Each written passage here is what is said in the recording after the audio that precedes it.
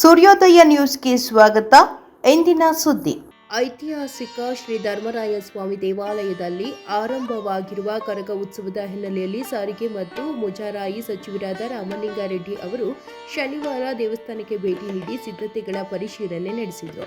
ಈ ವೇಳೆ ಶಾಸಕ ಉದಯ ಗರುಡಾಚಾರ್, ದೇವಾಲಯದ ವ್ಯವಸ್ಥಾಪನಾ ಸಮಿತಿ ಅಧ್ಯಕ್ಷ ಚಲಕರಿ ನಾರಾಯಣಸ್ವಾಮಿ, ಮುಜರಾಯಿ ಇಲಾಖೆ ಆಯುಕ್ತ ಶರತ್ ಬಿ, ದಲ್ಜಿತ್ ಕುಮಾರ್ ಸೇರಿ ವಿವಿಧ ಇಲಾಖೆಗಳ ಅಧಿಕಾರಿಗಳು ಹಾಜರಿದ್ದರು. ಬಳಿಕ ಸಂಬಂಧಪಟ್ಟ ಸದಸ್ಯರು ಅಧಿಕಾರಿಗಳೊಂದಿಗೆ ಸಭೆ ನಡೆಸಿದ ಸಚಿವ ರಾಮಲಿಂಗಾರೆಡ್ಡಿ ಅವರು ಸಿದ್ಧತೆಗಳ ಕುರಿತು ಅಧಿಕಾರಿಗಳಿಂದ ಮಾಹಿತಿ ಪಡೆದರು. ಜೊತೆಗೆ ಉತ್ಸವವನ್ನು ಅಚ್ಚುಕಟ್ಟಾಗಿ ನಡೆಸಲು ಅಗತ್ಯ ಕ್ರಮಗಳನ್ನು ಕೈಗೊಳ್ಳುವಂತೆ ಹಾಗೂ ದೇವಾಲಯದಲ್ಲಿ ಪೂಜಾ ಕೈಂಕರ್ಯಗಳನ್ನು ವ್ಯವಸ್ಥಿತವಾಗಿ ನಡೆಸಲು ಸಲಹೆ ಸೂಚನೆ ನೀಡಿದರು.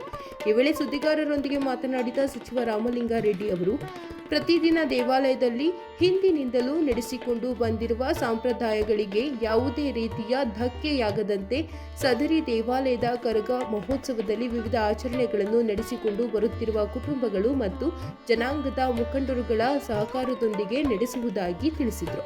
ಸರ್ಕಾರದ ಇತ್ತೀಚಿನ ಮಾರ್ಗಸೂಚಿ ಅನ್ವಯ ಕರಗ ಉತ್ಸವದ ಪ್ರಾರಂಭದಿಂದ ಮುಕ್ತಾಯದವರೆಗೆ ಪ್ರತಿದಿನ ನಡೆಯುವ ಕಾರ್ಯಕ್ರಮಗಳ ವಿವರಗಳನ್ನು ಅಂತಿಮಗೊಳಿಸಿ ಪೊಲೀಸ್ ಇಲಾಖೆಗೆ ಒದಗಿಸಲಾಗಿದ್ದು, ಯಾವುದೇ ಸಮಸ್ಯೆಗಳು ಉದ್ಭವಿಸದಂತೆ ಕ್ರಮ ವಹಿಸಲು ಸೂಚಿಸಲಾಗಿದೆ. ಏಪ್ರಿಲ್ 1ರಂದು ನಡೆಯುವ ಕರಗ ಶಕ್ತ್ಯೋತ್ಸವ ಮತ್ತು ಮಹಾರಥೋತ್ಸವ ಸಿಎಂ ಸಿದ್ದರಾಮಯ್ಯ ಅವರು ಕಾರ್ಯಕ್ರಮ ಉದ್ಘಾಟಿಸಲಿದ್ದಾರೆ.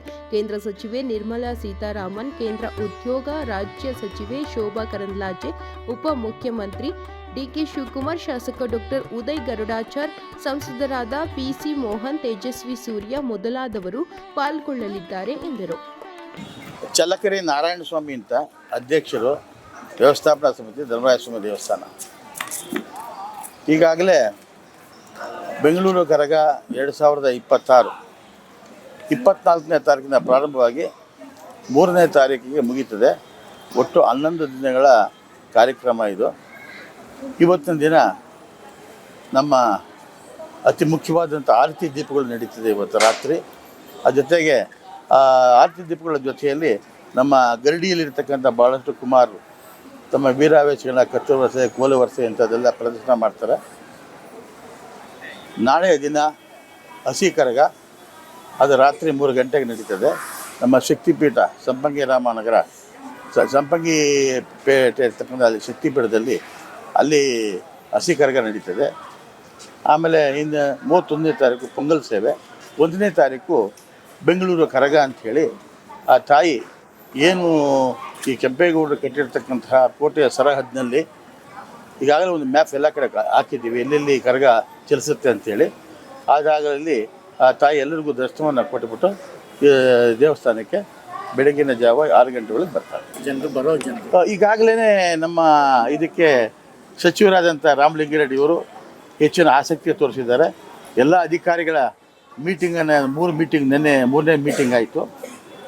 ಎಲ್ಲ ರೀತಿ ಬೇಕಾಗಿರ್ತಕ್ಕಂಥ ಪ್ರಿಕಾಷನರಿ ಮೆಜರ್ಸು, ಜನಕ್ಕೆ ಬೇಕಾಗಿರ್ತಕ್ಕಂಥ ನೀರಿನ ಸೌಕರ್ಯ, ಈ ಟಾಯ್ಲೆಟ್ ಸೌಕರ್ಯ, ಎಲ್ಲ ರೀತಿಯ ಸೌಕರ್ಯಗಳನ್ನು ಕೂಡ ಮಾಡೋದಕ್ಕೆ ವ್ಯವಸ್ಥೆ ಮಾಡಿದ್ದಾರೆ. ಈಗಾಗಲೇ ಪ್ರಚಾರ, ನೀವೆಲ್ಲರೂ ಕೂಡ ಹೆಚ್ಚಿನ ರೀತಿಯಲ್ಲಿ ಪ್ರಚಾರ ಕೊಟ್ಟಿದ್ದೀರಿ. ಹೆಚ್ಚಿನ ಜನಸಂಖ್ಯೆ ಕೂಡ ಬರ್ತಕ್ಕಂಥದ್ದು ಇದೆ. ನಮಸ್ಕಾರ, ನನ್ನ ಹೆಸರು ದೇವಕುಮಾರ್ ಅಂತ ಹೇಳಿ, ಇಲ್ಲಿ ಗಣಾಚಾರಿ ಮನೆ ತಂದವರು. ಇಲ್ಲಿ ನಮ್ಮಣ್ಣ ಗಣಾಚಾರಿ ಗೋಪಿ ಅಂತ ಹೇಳಿ ಇದ್ದಾರೆ. ಇದು ವಿಶ್ವವಿಖ್ಯಾತ ಬೆಂಗಳೂರು ಕರಗ. ನಾವೇನು ಹೇಳ್ತೀವಿ ಮೈಸೂರು ದಸರಾ, ಬೆಂಗಳೂರು ಕರಗ ವಿಶ್ವವಿಖ್ಯಾತವಾದದ್ದು.